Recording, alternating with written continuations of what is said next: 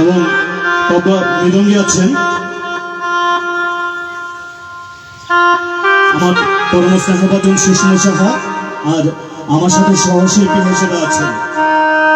আমার যে সঙ্গীত শিক্ষকতা আমি যখন শুরু করি এতদ অঞ্চলে, তখন সেই সঙ্গীত শিক্ষার প্রারম্ভে যে কজন আমার যে ছাত্রছাত্রীরা ছিল তার মধ্যে অনেক একজন আমার অত্যন্ত প্রিয়ভাজন, যাকে আমি আমার অন্তরের অন্তঃস্থল থেকে গভীরভাবে তাকে আমি আশীর্বাদ করি সবসময়, সে যাতে অনেক বড় শিল্পী হয়, আমাদের অনেক কাজ। তো আসলে সবার জন্য আমার পক্ষ থেকে আমি সাধুবাদ জয়গুরুবাদ নিবেদন করছি।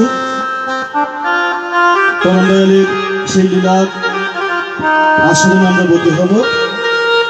আমাদের যন্ত্রসঙ্গীতে সাউন্ড সিস্টেমে আছেন আমাদের জয় সাউন্ড সিস্টেম, অত্যন্ত সুন্দর সাউন্ড পরিচালনা করছেন আমাদের ইমরান ভাই। তাই সকলের সহযোগিতা, এবং আমি শ্রদ্ধেয় যিনি মাইকম্যান আছেন তাকে অনুরোধ জানাবো, যেহেতু আমাদের ঠিক সময়ে আমাদের মুসল্লি ভাইয়েরা সেই মসজিদ থেকে মুয়াজ্জিনের আমাদের আজানের কণ্ঠধ্বনি ধ্বনিত হয়। যখন আজানের কণ্ঠধ্বনি যখন ধ্বনিত হবে আপনি মাইকটা অফ করে দেবেন বাইরে, এবং এখানে সাউন্ডটা ছোট করে চলবে, সাউন্ড বন্ধ করার কারণে ছোট করে সাউন্ডটা চলবে। ধন্যবাদ সবাইকে। আমি বিলম্বিত আসনে দেওয়ার চেষ্টা করছি। সবাইকে জয় দেব। বন্দে পুরুষোত্তমম বন্দে পুরুষোত্তম বন্দে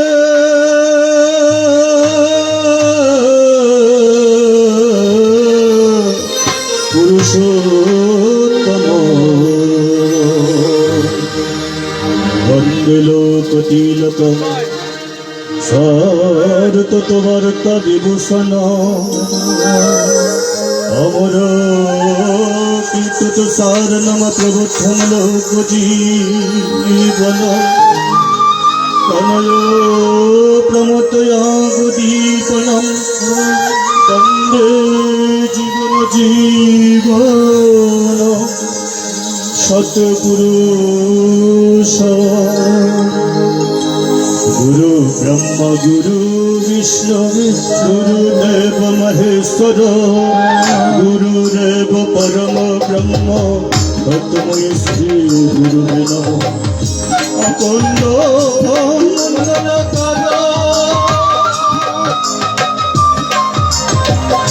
ব্যাপ্তমেন চরাচর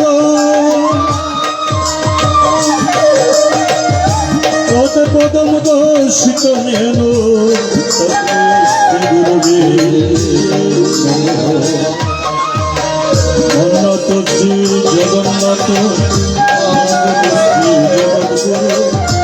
মদতম সর্বভূতম শ্রী গুরুদেব গুরুরাবীজ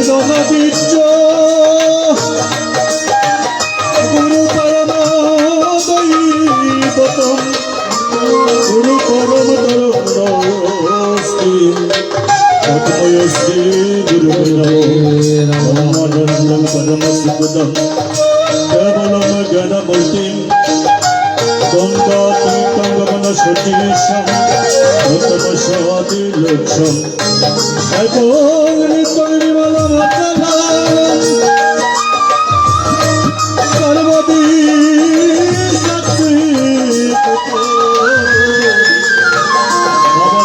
জীবন রহিত সদ্গুরু স্বামী নমস্তুতি সদ্গুরু স্বামী নমস্তুতি সদ্গুরু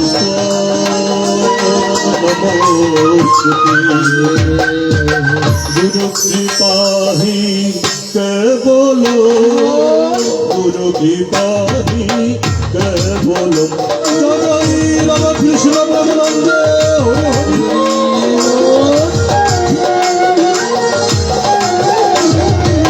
গুরু কৃপাহি কেবল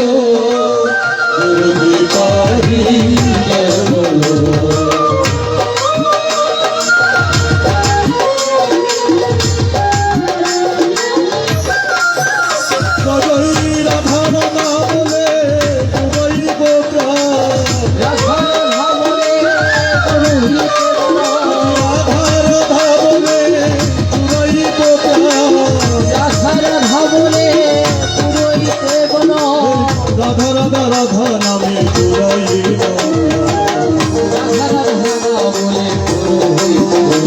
এবার গুরু কৃপাহি কেবল গুরু কৃপাহি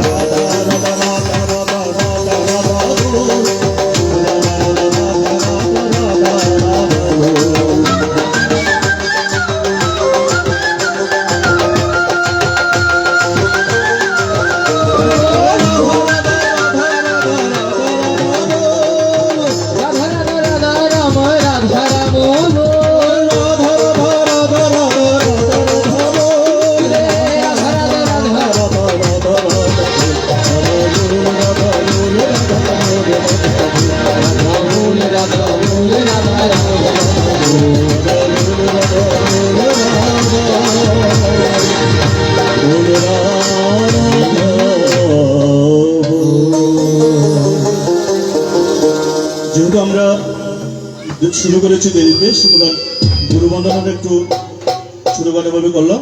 আস্তে আস্তে লিলিকের দিকে আমরা চলে যাব। আমাদের সাথে আছেন আমার অত্যন্ত প্রিয় ভাজন দেবাশিস, এবং উপস্থিত হয়েছেন আমাদের নবীন একজন কিবোর্ড যন্ত্রশিল্পী আমাদের মোহন দত্ত শুভ, অত্যন্ত স্নেহভাজন, তাদেরকে আন্তরিক ধন্যবাদ জানাচ্ছি।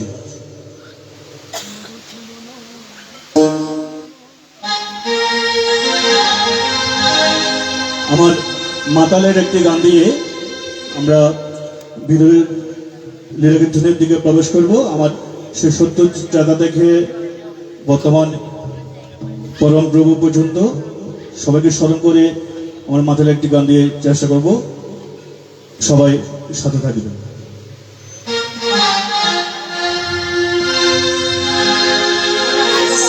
শ্রীমধুসূদন বিপদ ভঞ্জন বদন গজানন্দ নারায়ণ বুঝিব তোমার রামচরণ।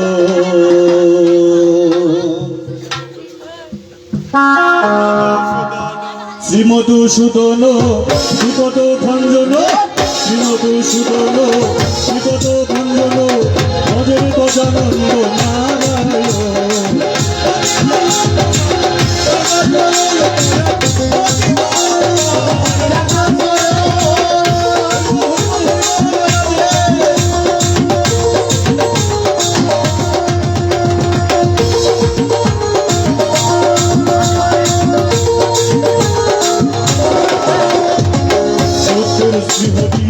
তুমি ধনদানি, তুমি বৃন্দাবন, তুমি সুরের মুরারি।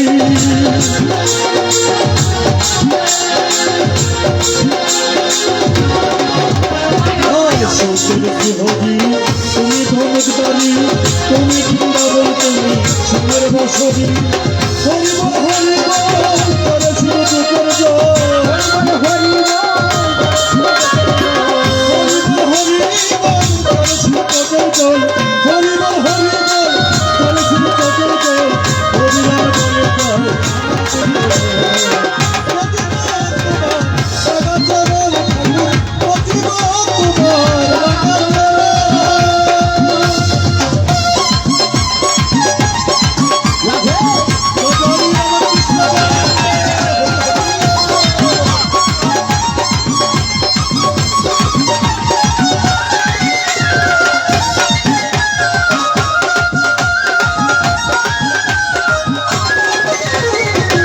অসত্য নামাজ তিরিশটা রোজা মুসলমানরা জেনেছে এই নামের পূজা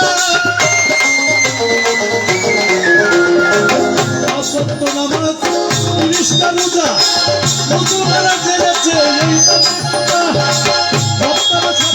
সপ্তাহে পিজ্জার করে সপ্তাহে সাথে করে পিজ্জার করে খ্রিস্টান করে হাই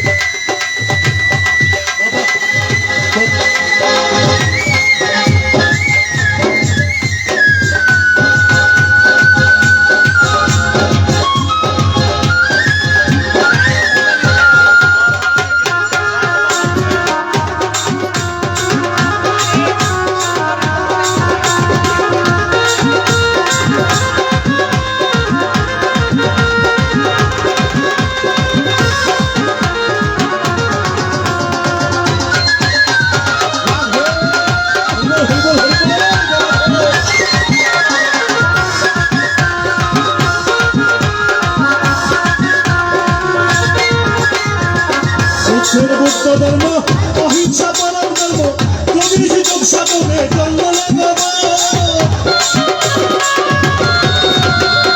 বুদ্ধের বুদ্ধ ধর্ম অহিংসা পরম ধর্ম কবি যোগ সাধনে জঙ্গলে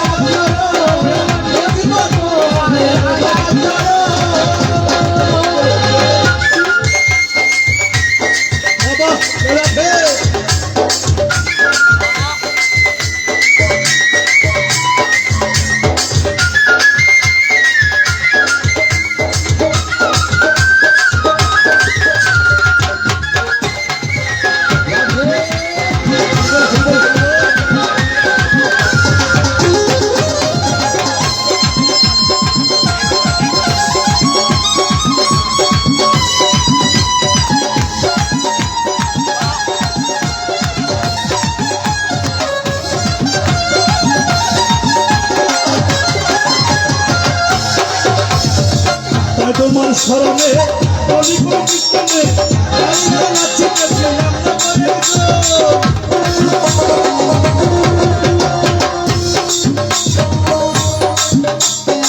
তাই তোমার স্মরণে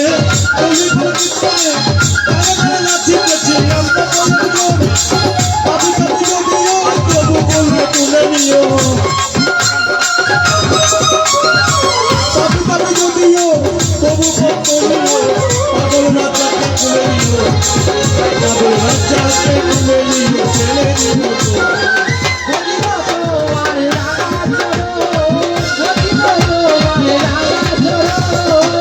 বিপদ বিপদ ধরল না বিপদ সুদল বিপদ ধরল না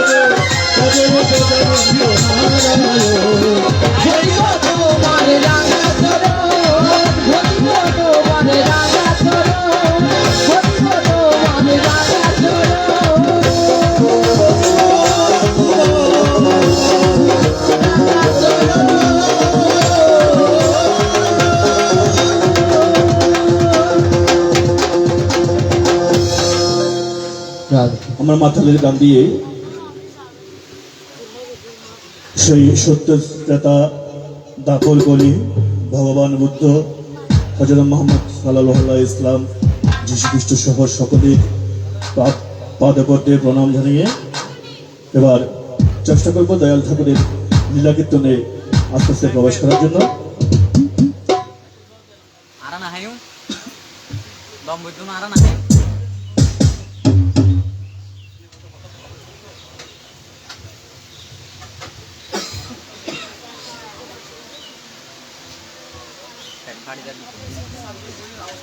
বলিস না তো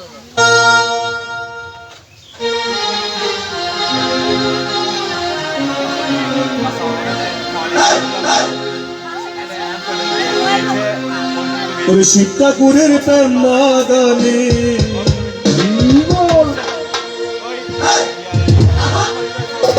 মামন মোহিনীর ফুল বাগানে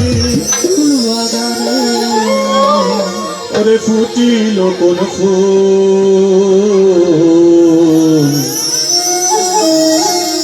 ওসে পরম দয়া যুগায় অবতার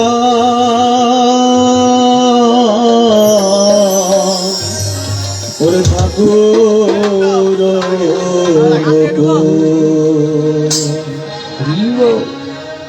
শিব ঠাকুরের প্রেম বাগানে মনমোহিনীর ফুল বাগানে শিব ঠাকুরের প্রেম বাগানে মনমোহিনীর ফুল বাগানে ফুটিল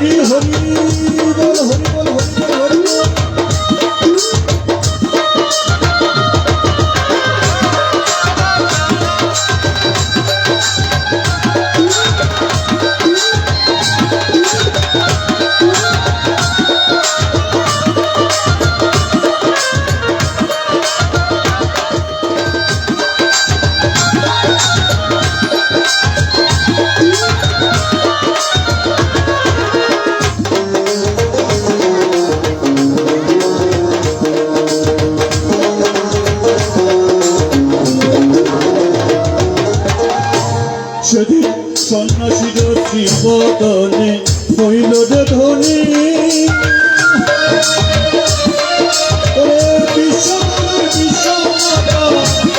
হবে মনমোহিনী হবে মনমোহিনী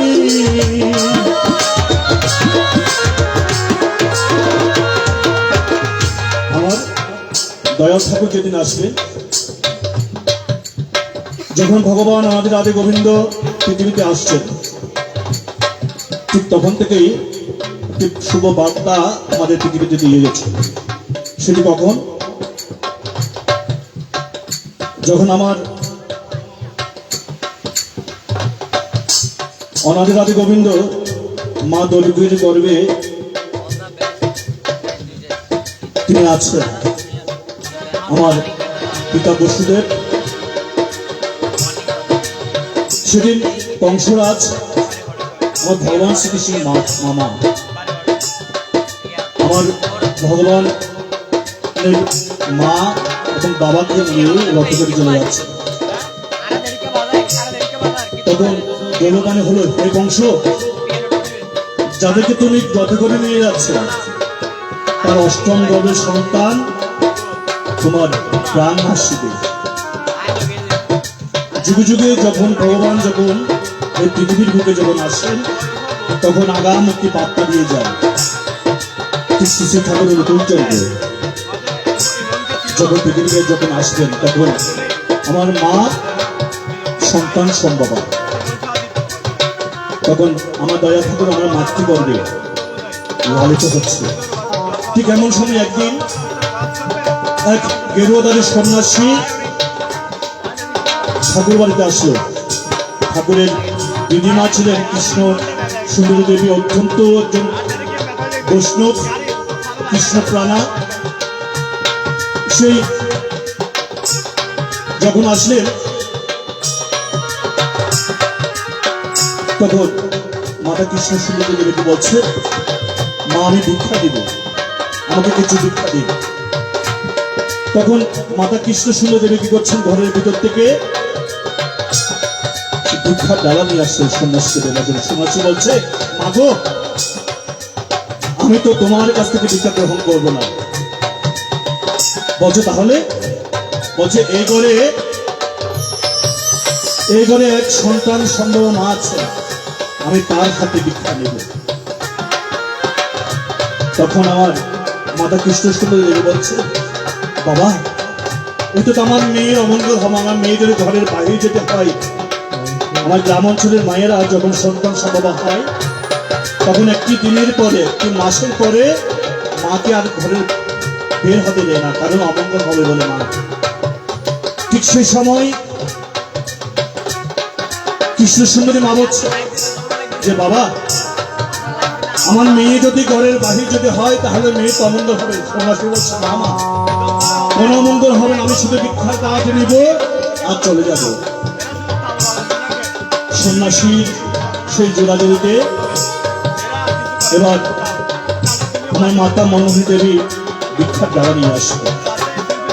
যেই না ভিক্ষার ডালা নিয়ে আসলো, সন্ন্যাসী কি করছেন, মাতা মনোহরী দেবীর চরণে ঝুলন্ত হয়ে প্রণাম করল। তখন কৃষ্ণ শুধু বলছেন বাবা, তুমি কি করলা, আমার মেয়ের অমঙ্গল তো করে দিলে। তখন সন্ন্যাসী বলছে আমার মনে হয় জীবনের শেষ প্রাপ্তি নিবে আসছে, তোমার মেয়ের গর্ভে যে আসছে সে আর কেউ নয়, সে বিশ্ব ব্রহ্মাণ্ডের প্রকৃত প্রবল, সে মহাগুরু, সে আমার গোলকের হরি, তোমার মেয়ের গর্ভে আসছে। আমার মনে হয় এই জন্মে ভাগ্য হবে না তোমার সে আমার ভগবানকে দর্শন করার, তাই আমি গর্বের ভিতর আমার পরম প্রভুকে দর্শন করে আমি চলে যাচ্ছি। তখন কৃষ্ণ সুন্দরী বলছেন তাই নাকি? বলছে ভগবান যখন আসবে তখন তো অনেক শুভবার্তা দিয়েছিল, তো আমার মেয়ের গর্ভে যদি ভগবান যদি আসে তাহলে কিভাবে বুঝবো? সন্ন্যাসী বলছে মাগো, তুমি পরিতাপের কথা, আমার পরম প্রভু যখন এই গলে যখন আসবেন, মা মনোহরী কোল আলো করে যখন আসবেন, ঠিক তার আগে এই গলের একমাত্র পুত্র সন্তানের পৃথিবীর নামে চলে চলে যাবে, তারপরেই আমার পরম প্রভু আসবেন। এই গলে সন্ন্যাসী আমার চলে গেছে। সেদিন সন্ন্যাসীর শ্রীগোধনী হইল রে ধনী, বিশ্বগুরুর বিশ্বমাতা হবে মনোমোহিনী, হবে মনোমোহিনী।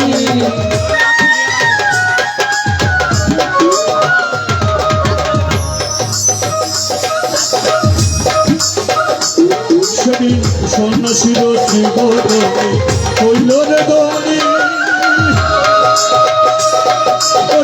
বিশ্বগুরুর বিশ্বমাতা হবে মনোমোহিনী। আর দয়াল ঠাকুর আসবে কবে, দয়াল ঠাকুর আসবে কবে, লাগিবে মনমোহিনীর বসে করম দয়াল যুগাবতার ঠাকুর, যুগাবতার ঠাকুর।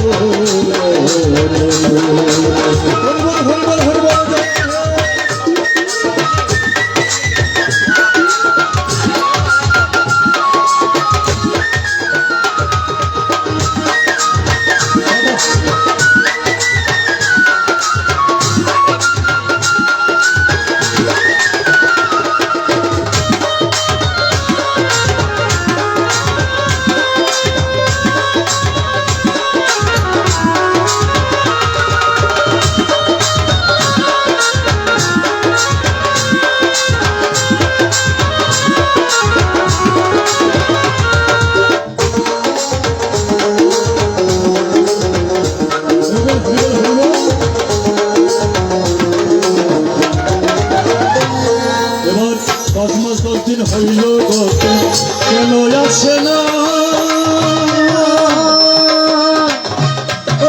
বিধির নিয়তির লীলা কেউ বুঝে না, হাইদে কেউ বুঝে না।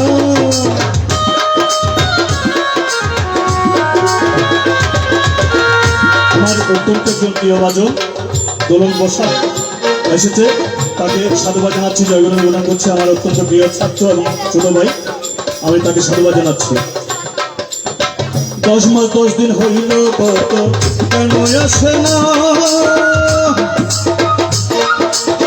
বিধির নিয়তির লীলা কেউ বুঝে না, কেউ বুঝে না।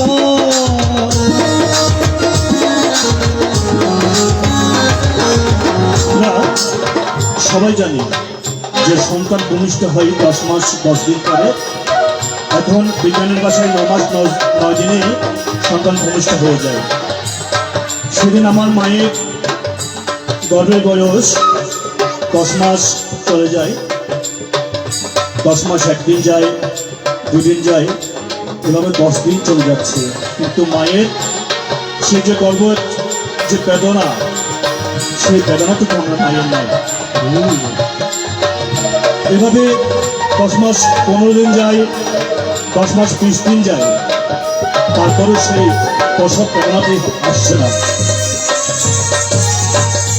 কিছুদিনের ভিতর আমার মাতা মোহিনী দেবীর একমাত্র ছোট ভাই, তার নাম ছিল লোহা। সেই লোহা দারুণ একটি অসুখে পড়ছে। অসুখে পড়তে তার অসুখ কোন রকমই সারছে না। অনেক ডাক্তার, অনেক ভর্তি, অনেককে দেখেছে, কিন্তু ভাই লোহা তার অসুখ যেন সারছেই না। মাতা কৃষ্ণ সুন্দরী দেবী অনেক ব্যতীত মনে সেই সন্ন্যাসীকে স্মরণ করতে লাগলো যে আমার মেয়ের গর্ভে নাকি পরম পুরুষ আসবেন, পরম পুরুষ আসার আগে নাকি আমার এই বাড়ির একমাত্র সন্তান সেই দুনিয়া ছেড়ে চলে যাবে। তাহলে কি আমার লোহা এই পৃথিবীর মায়া ছেড়ে চলে যাবে?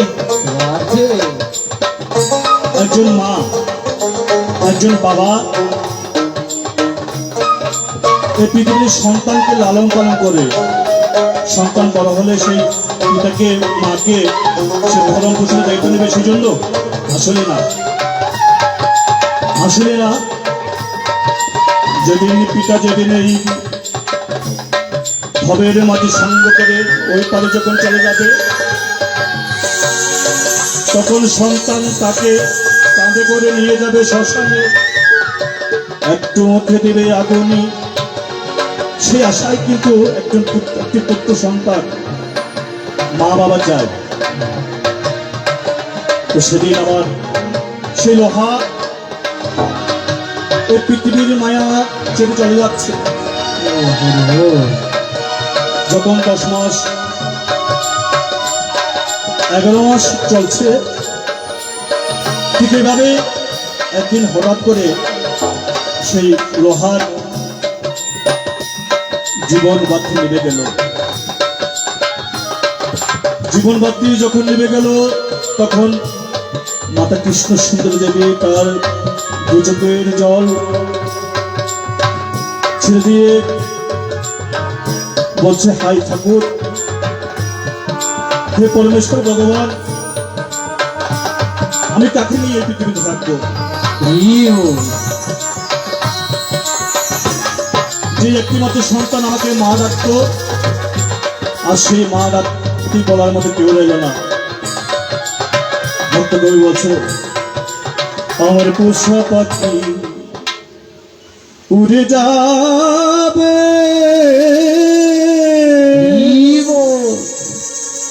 ওরে প্রাণ সজনী,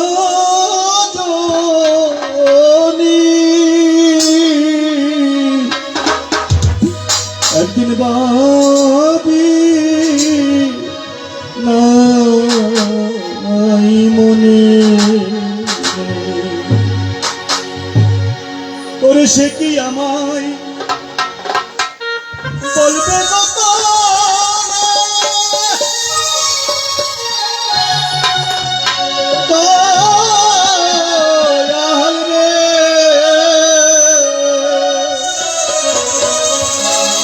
একদিন ভাবি মনে, আমার পোষা পাখি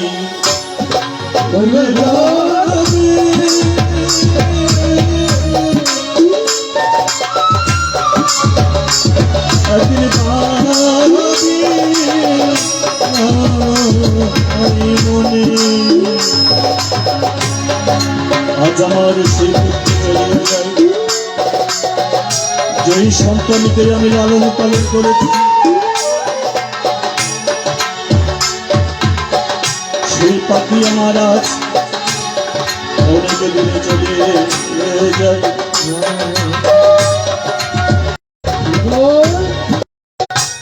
অজানা ডাকে সে চলে যাচ্ছে। কোন মা তার সন্তানের চলে যাওয়া দেখে শান্তি থাকতে পারে না। তার বক্তব্য বলছে,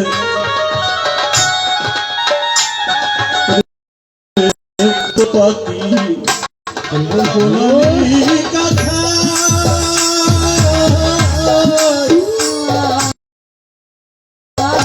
বলতো